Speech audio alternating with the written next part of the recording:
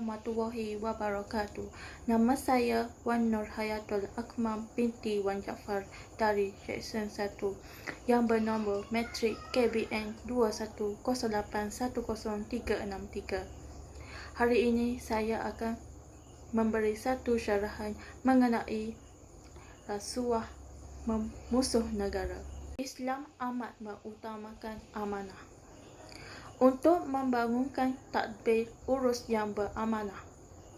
Semua pihak yang telah diamanahkan dengan pelbagai jawatan, tugas dan tanggungjawab wajib memiliki dan mengamalkan budaya kerja yang bersih, jujur, tulus dan ikhlas. Tahun 2021 memaparkan negara menghadapi 4 krisis utama, iaitu krisis politik, krisis kesihatan, krisis ekonomi dan krisis alam sekitar, dengan berlaku musibah banjir yang merenggut banyak nyawa dan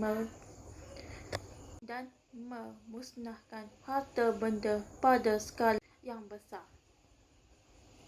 Pahit getir yang dialami sepanjang tahun 2021 wajib dijadikan iktibar, khususnya kepada para pemegang amanah kepimpinan ketika mengubah dasar dan memperkenalkan program untuk memulihkan kemakmuran negara dan mengembalikan nikmat kesejahteraan hidup rakyat.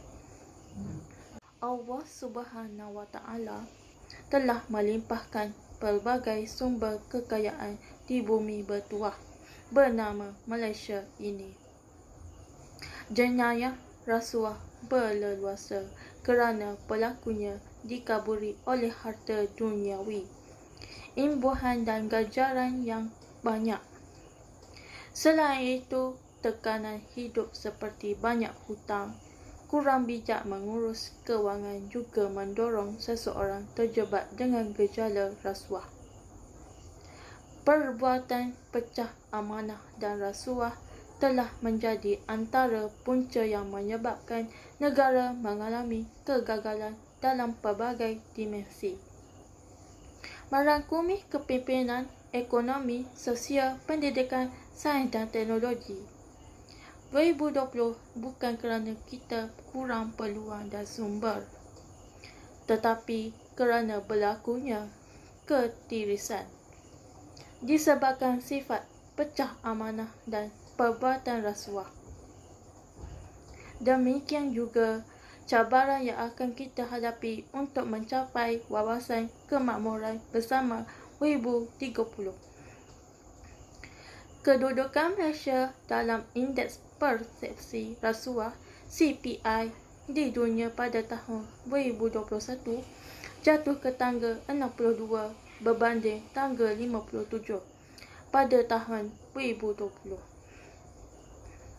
Laporan, tangkapan, dakwaan dan isu sepanjang tahun 2021 menunjukkan keadaan rasuah di negara kita mencapai tahap yang semakin parah.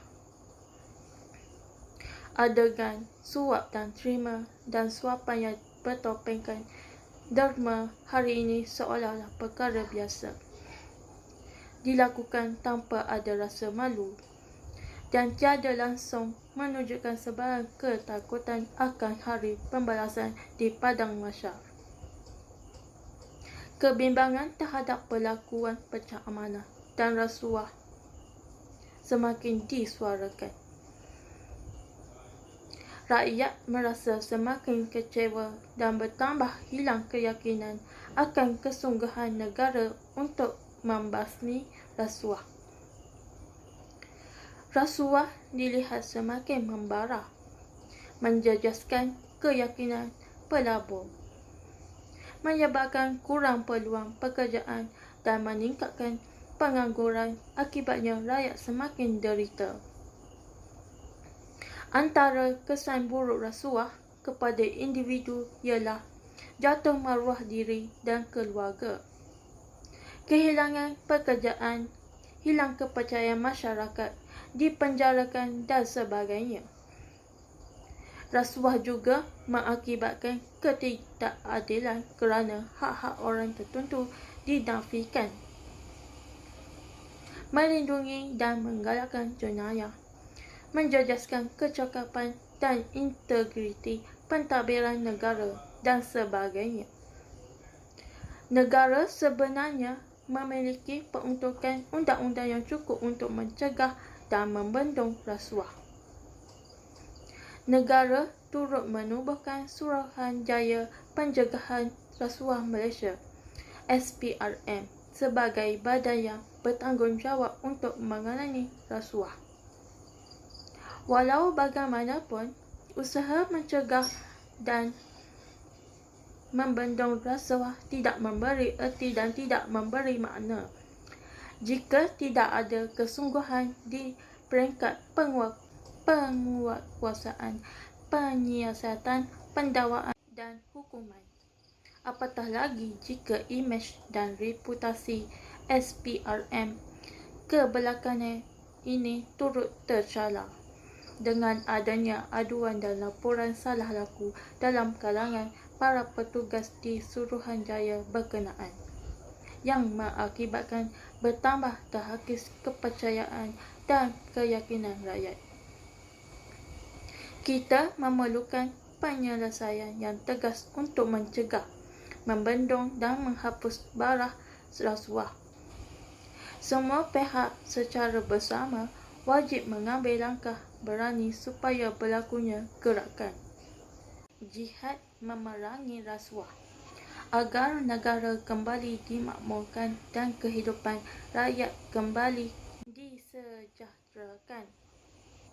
Pemimpin, media, masyarakat dan rakyat wajib bergandeng bahu menghapuskan bara rasuah dengan tekad, azam dan kesungguhan memenuhi satu tuntutan fardu kifayah.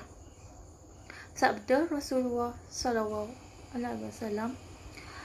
maksudnya, barang siapa yang melihat kemungkaran, hendaklah dia mengubahnya dengan tangannya, kuasanya. Jika tidak mampu, maka dengan lisannya. Jika tidak mampu, maka dengan hatinya. Dan demikianlah selemah-lemah iman. Riwayat Muslim. Antara langkah untuk memberantas rasuah: pertama, meningkatkan iman dan takwa, terutama kita yang telah diamanahkan dengan jawatan, tugas dan tanggungjawab, agar memiliki keinsafan, mahu menegakkan kebenaran kerana lebih takut kepada Allah berbanding takutkan kuasa-kuasa manusia di dunia. Kedua, meningkatkan usaha pendidikan menyemai rasa jijik terhadap rasuah. Bermula dari keluarga sejak anak masih berusia jagung, diperkukuhkan ketika anak-anak berada di bangku sekolah. Ketiga, rakyat tidak cepat kecewa, malah terus menjadi juru bicara, menyuarakan bantahan dan berani ke hadapan, mengambil tanggungjawab untuk mendedahkan perbuatan rasuah.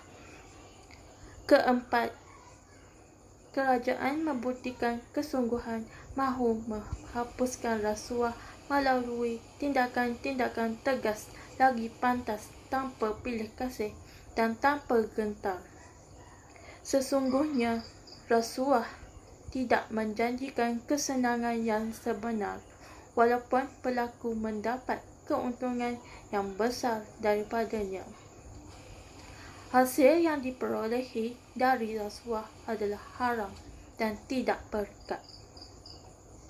Usaha menghapuskan rasuah memerlukan kesungguhan, memerlukan kecekalan, memerlukan iman yang kukuh dan takwa yang teguh untuk menjunjung amanah yang ditetapkan oleh Allah Subhanahu wa Ta'ala yang mengatasi mana-mana kuasa manusia.